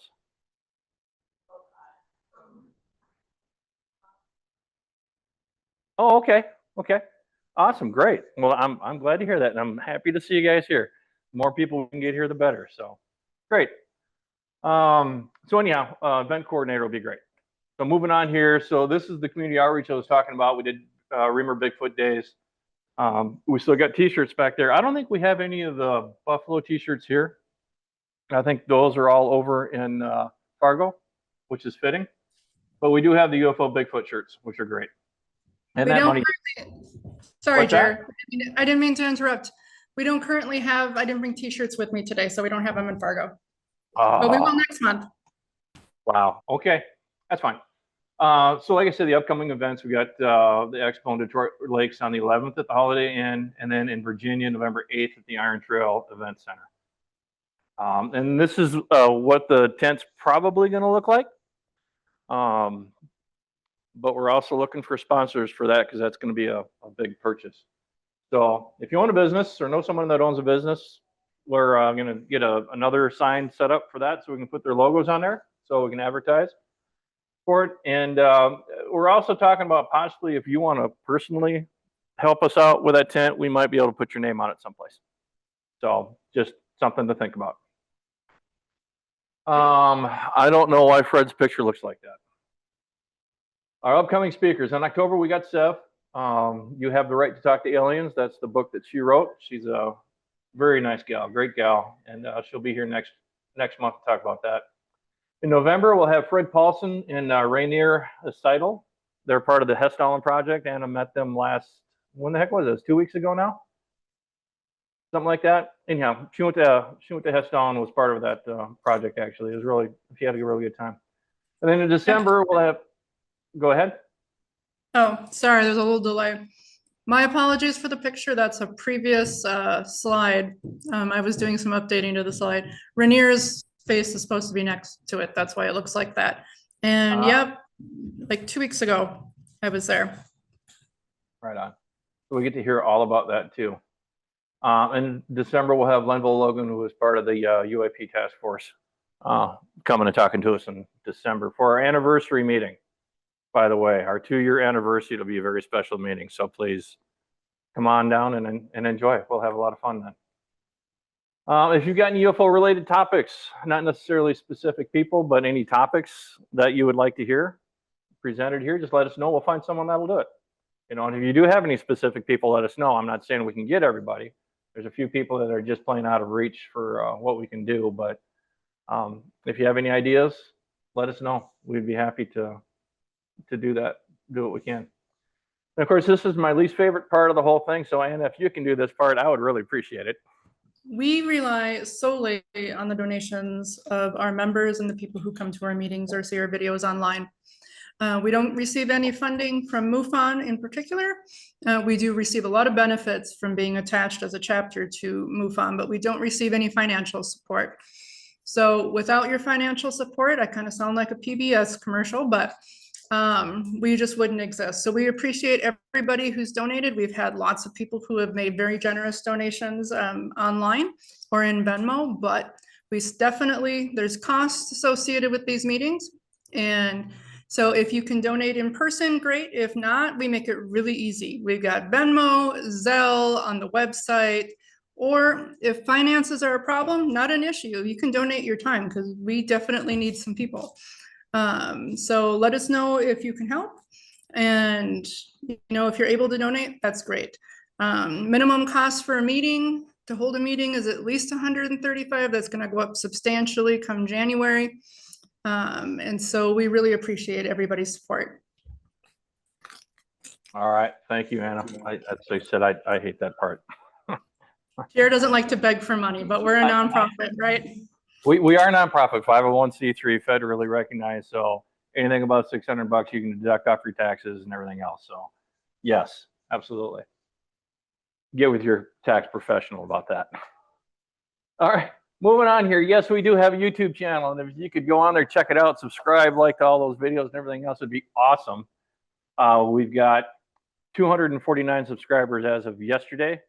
We're getting there. We've actually had a surge in the last week, which I'm really happy with, but you know, 250 isn't a whole lot. So let's try to grow it as much as we can. These meetings are on there. I part out the presenter part of it. So you have the presenter part that's on there. Then we got what's up in the Northland on there. And then there's two spotlight cases every month that I try to get on there. So spotlight in North Dakota and a spotlight in Minnesota, which you'll see here in a little bit. The ones that we show you here aren't as detailed. This is kind of an overview on here, but the ones on YouTube are pretty good. You like those, right? You guys, yeah, okay. They're short, only a few minutes.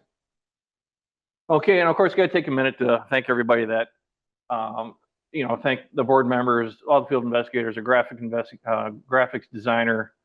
They really do put a lot of hard work in it. Those spotlight cases on the internet or on YouTube, all the graphics on there are from one person, and I very much appreciate everything she does. She is awesome. And then, of course, the board members and the field, like I said, the field investigators, we've been getting pretty busy lately. We've had a pretty good uptick on cases. So field investigators have been working hard lately. All right, extraterrestrial joke of the month. This is my favorite part. This is an absolute favorite part of the whole meeting. Other than having Jim here. Jim was pretty cool. It was good to see him again. This month is going to be brought to you by Ellie Marr, who is a level 3 QHHD practitioner out in Fargo. Ellie, if you're there in person, thanks. She's got, we'll get there. Right? She was going to give me a session, and we just haven't gotten to it yet. We'll get there at some point, but check out her website, fullcirclesoul.net. She can help you out. Okay, so if you want to sponsor the joke of event, $10 to sponsor it, or if you have a joke that you wouldn't mind sharing, then I am more than happy to do it, because I have to dig every single month to find a good one. I always find good ones, no matter what Anna says. They're all good. So let us know. You're either on the website, you can tell us here, or you can just email us at northlandmufoninfo@gmail.com. And now, the moment you have all been waiting for. We need some music with this, you know, like the whole drum thing or something, you know. Northland's extraterrestrial joke of the month. Here we go. Why is it just called a conspiracy theory when we say aliens created the pyramids?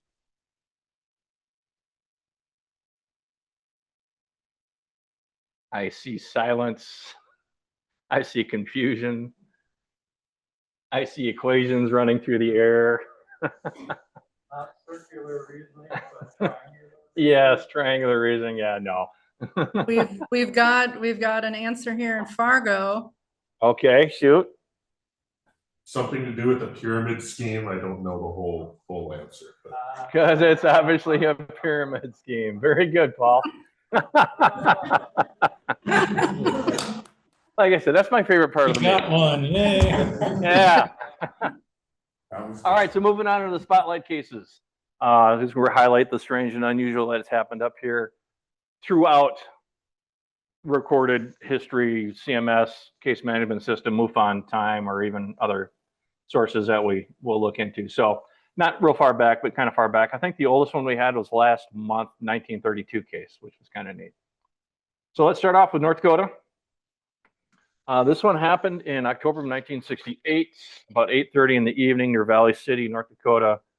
The short narrative just reads, there was a metallic-looking disc that rose from behind the trees, moved above the car, followed the car slightly to the left as we traveled on Highway 1 between Valley City and Litchfield, and then it suddenly rapidly sped off, disappearing in seconds. That is a very boring narrative compared to the actual narrative.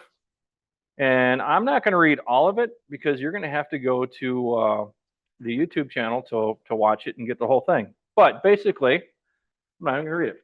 I'm just going to paraphrase it. So basically, they're driving from a church retreat. There's a pastor up in the front seat, a friend up in the front seat, and then two sisters in the back. They're driving home. They see an object off to the left, rise up over the trees. It comes over by the car, starts pacing the car. They can actually see inside the craft. They can actually see beings inside there, which is really neat. The two girls in the back are just awestruck by the whole thing, watching it. They asked the pastor up front, "Do you see that?" He says, "Nope, I don't see anything." You know, and he just kept driving. They asked the friend up front too, says, "Do you see that? What's going on over there?" She's like, "No, I don't see anything." They didn't want to. They just absolutely refused to. So they get to town. They tell their mom all about it, et cetera, et cetera. 40 years later, Dale Brown, the former state director for North Dakota, was actually the investigator on this. He got a hold of the sisters, talked to the sisters, got the whole story from them, tried to get a hold of the friend, never got a hold of the friend. But when he called the pastor said, let's see if I wrote it down. Nope, I didn't write it down, but I've got it written down at the house. The pastor said something to the effect of, "I don't know what you're talking about. It never happened," and then hung up. So again, it's just the denial part of that is what it is, and something that we do run into it from time to time. But the event itself is really interesting. So if you want to read the whole thing, I have it up here, and you are welcome to come up here afterwards. But again, it will be on YouTube to watch it there. Okay, so moving on. Spotlight in Minnesota. This one happened back in January 2000 near Brainerd. It says, while out ice fishing with my son and his friend, we went outside on a clear night when I saw an object hovering over the northeast side of Lower South Long Lake. We were positioned near the center east side. I asked the boys to come outside and take a look at it. We all observed it for about an hour. It was an object that would dart from one horizon to another at an amazing speed and at different altitudes. It would move at right angles as well. The real amazing thing is that the object moved slowly from horizon to a position exactly over our ice fishing house on the lake. There it hovered for seemed like forever, maybe 20 minutes. It was straight overhead, made no noises at all, super silent, and then it moved away slowly and accelerated to a super high rate of speed off into the night sky. 2 weeks later, I asked a friend of mine and his wife, who lives in the south bay of the lake, if they had seen something strange 2 weeks prior. And he said, "Why, yes. My wife and I saw it through the kitchen window for a while. It was really weird." And he's just thinking that others must have seen the object. But like I said, this was Susan did this one, so this was probably about 10 years ago when this one actually came in. So I'm sure others have seen the object, but it was, like I said, really weird. Camp Ripley's not far from there, but I doubt they had anything to do with it. So that was the Spotlight case from Minnesota. And again, on YouTube, it'll be a little bit better, a little more interesting to watch, maybe a little bit more detail. And those were the Spotlight cases of the month. So moving on here, what is going on in the skies over the Northland? So right now, let's just start with some updates. This is Bill A. His case that he got. This happened in March of this year around 6 o'clock in Aurora. The summary was a wife came racing out of the house yelling at me to grab my camera and hurry. Bill's investigator summary says, upon being summoned by my wife, that's a funny use of that word, by the way. Upon being summoned by my wife to come outside and observe something in the sky, she saw something that she can't explain. About 9 to 12 orbs moving southwest from his location without making any kind of noise.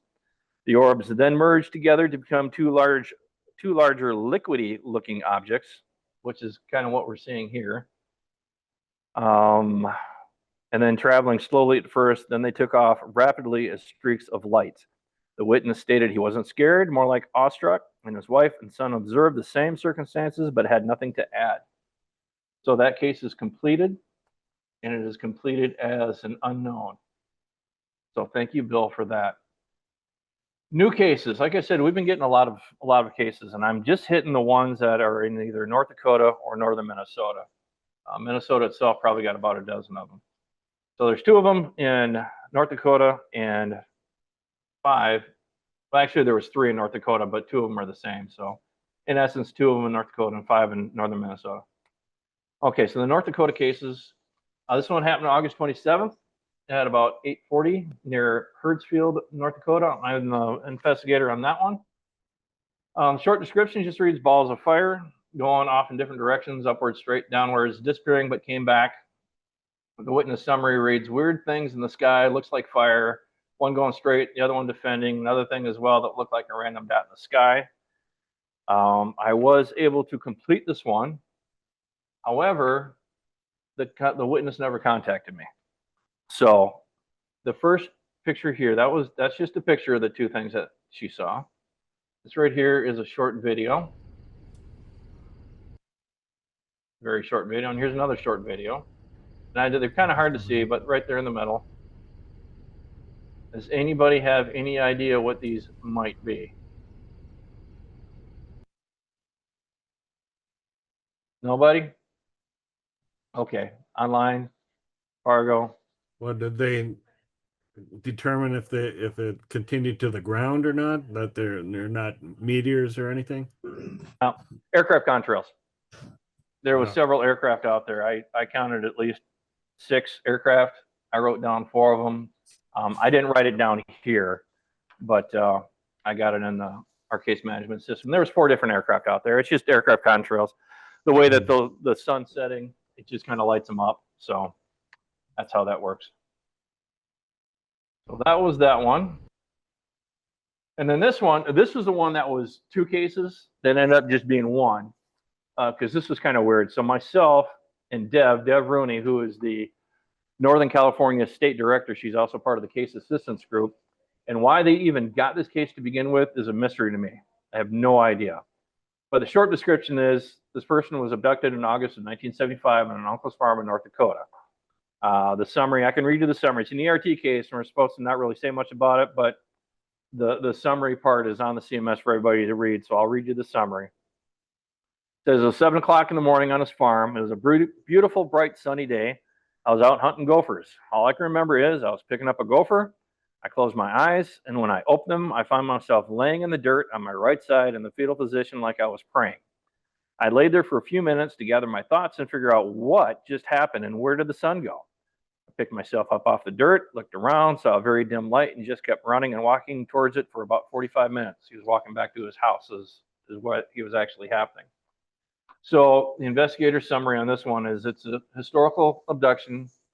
EQ is experience or questionnaire. There was no UFO seen. So this was actually just an ERT, which stands for Experiencer Resource Team, that helps out experiencers, abductees, however you want to say it. And the reason Dev got this was the original event location was listed as Oakland, California, which I assume is where this person probably lives now. So she got the case, but then when she found out it was actually happening in North Dakota, she changed that. And when she did that, it flagged for us to take that one. So that's all you get for that one, which is kind of an interesting one, but that's all you're going to get. So now moving on to the Minnesota cases.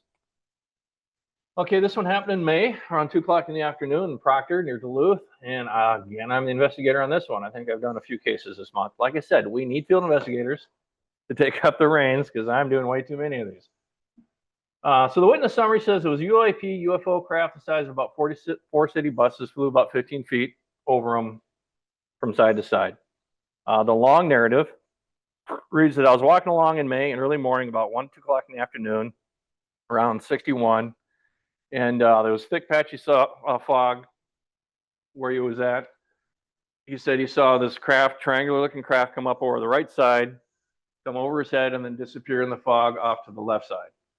I have been talking to him, but I haven't really gotten a whole lot out of him. He said that when he started walking, it should have been about a 10-15 minute walk to get to a bus stop. And it was about 1:30 when he started, but he didn't get to the bus stop till about 4 o'clock. So somehow in the stretch of a 20-minute road, he was gone for 2 hours. So I'm still trying to get information out of him. And until I do, that's all I got right now. Okay, so this one happened in September, just last month at about 10 o'clock at night in St. Louis County. Jamie was on this one. You can see 3 lights forming a triangle. This is, like I said, this is 10 o'clock at night, so it was a full moon, which is why it's so lit up like that. The witness was standing in their kitchen sink and looked out the window. The witness saw something that was not normally present. They observed orangish-hued orbs or lights in the shape of a triangle in the southern sky outside their home. The 3 lights maintained a consistent triangular shape. They maintained consistent illumination, and there was no blinking, no flickering, flashing, fading, etc. The witness went out onto their deck, took a photo of the triangle of lights. You can see the triangle of the lights and the shape. You can see this right there in the shape of a triangle. It's white in the picture, but she said it was actually an orange hue. Wow, sorry. It appeared that the orbs were moving south because they're just slowly getting smaller.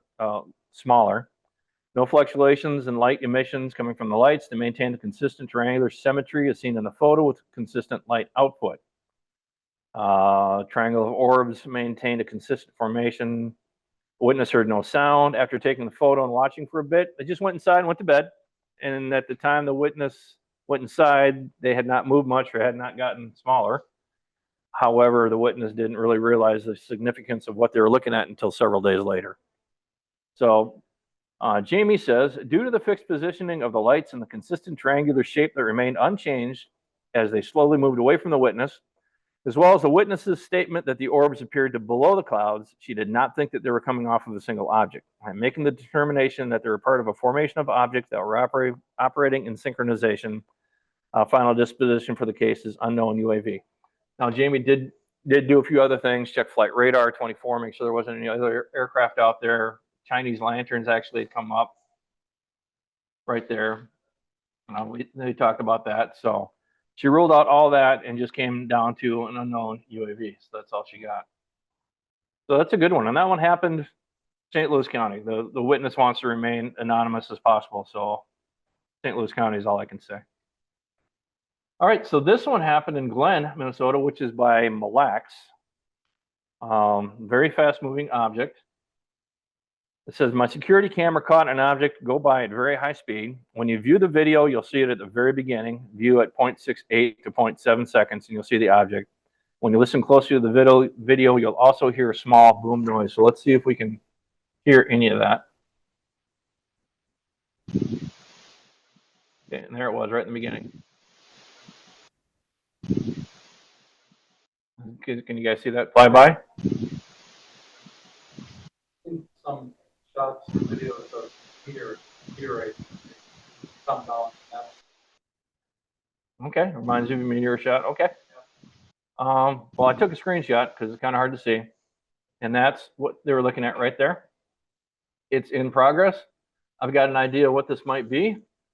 Anybody else have any ideas? Looks like a bug. That's my thought. It looks like a bug. Bug or bird. Bug or a bird, yeah, one of the two. I'm gonna go with bug just because it sounds kind of like a bug flying by, but that's fine. Tom is on that one. He's the state director. We'll see what he comes up with. Okay, this one happened on August 22nd at about 6:20 in the evening up in International Falls. Mark is the investigator on this one. The witness just said it appeared in a photo. Narrative reads that was taking pictures of a rainbow and didn't see anything with my naked eye, but when I looked at my photos, the first photo, it was on the first photo, but not on the second one that was taken immediately thereafter. So here's kind of a blow up. Anybody have any clue what that might be?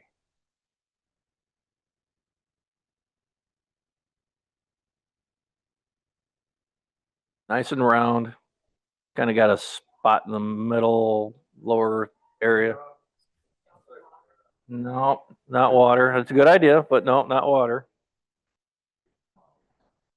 Light fixture right behind him. Yeah, it was just a light fixture right behind him. So it kind of like a lens flare, but I mean, it was an actual picture of the light reflecting off the glass. So Mark talked to this person about that, and they're like, yeah, you're right. That's exactly what it was. So that's fine. Okay, and this is a good one. This happened 2 years ago, about 10:22 in the morning, or I'm sorry, at night, again, over St. Louis County. This was near the best I recollect was these people were about 6-7 miles west of Isabella at 2,000 feet above the ground, flying to Grand Marais. So the witness summary says, flying in a helicopter at approximately 3 a.m. along the North Shore of Minnesota. It wasn't 3 a.m. We talked about it because I'm the investigator on this one. Under night vision goggles, a shooting star-like object traveled over Lake Superior towards the North Shore, hovered with three lights shaped like a triangle. The object remained hovering over the shore, which looked to be about 15 miles away.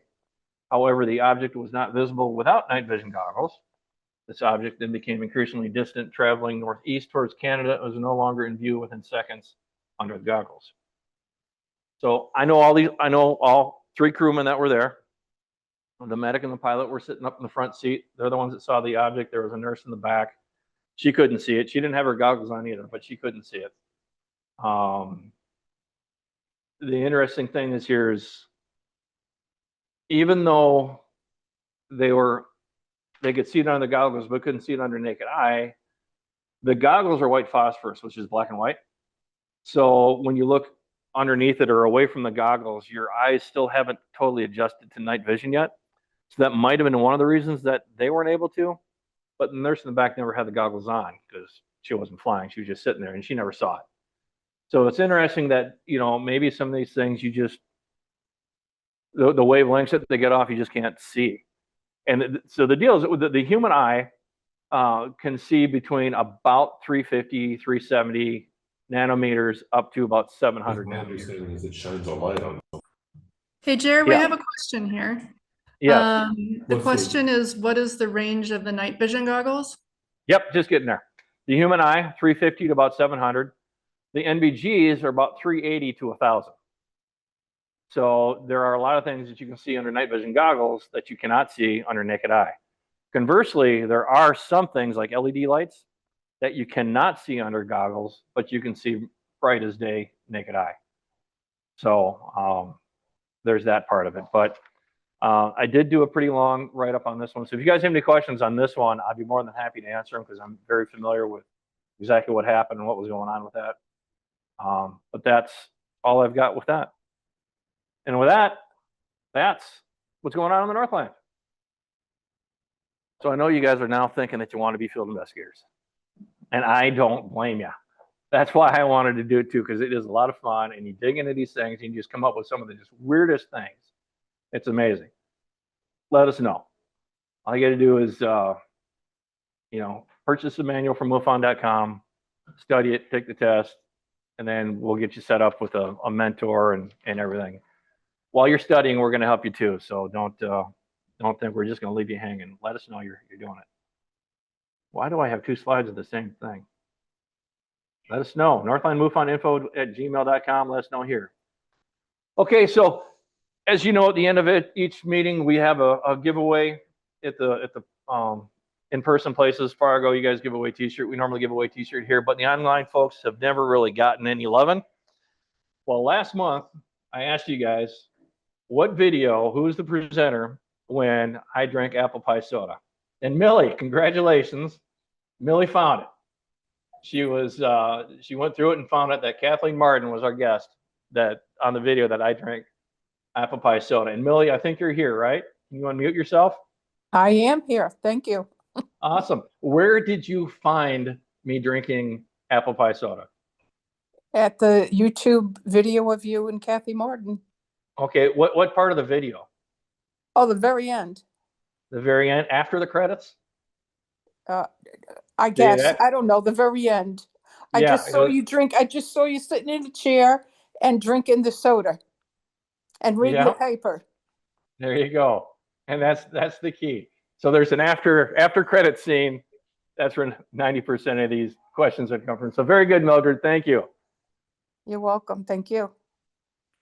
Okay, so Millie but I don't want the $10 gift card. Just turn it right back around and donate it back.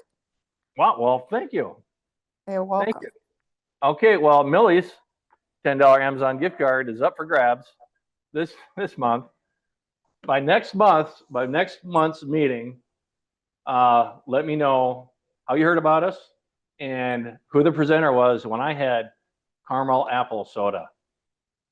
That is the next one. It's on the YouTube channel. It's either on the presenter videos or the full meeting videos.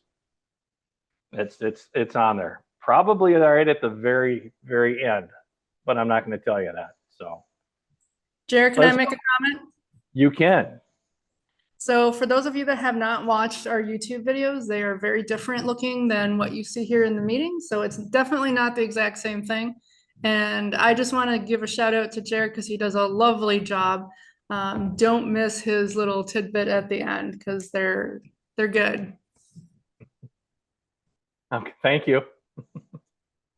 All right, northlandmufoninfo@gmail.com. Send us. Let us know. Okay, thanks Hey, Jared. everyone. Yes. Hey, why don't you take that $10 gift card and put it towards your Zoom monthly fees? Okay, you got it, Millie. Okay, thank you. Thank you. Thank you so much. Mm-hmm. All right, well, thanks everybody. That's all we got for this month. Next month's speaker is going to be Seth Talk via Zoom, just like this month. So same UFO time, same UFO place. It's raffle time. Bye, everyone.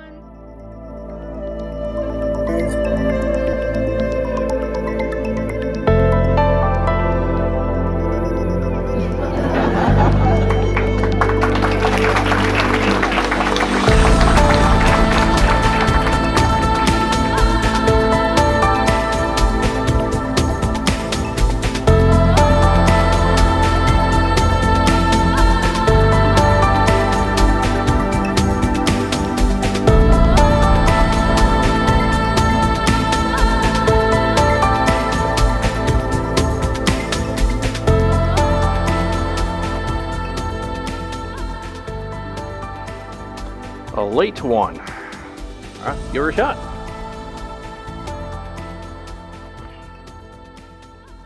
Kind of like a cross between Bubble Up and a ginger ale. You're still here. Well, you made it to the end, so hey, please like, subscribe, hit that bell for notifications. Trying to grow our channel. We can use all the help we can get. Thanks. Now, just watch the next video that came up wherever it came up. Thanks. Oh, Mr. Stanton Friedman, we miss you.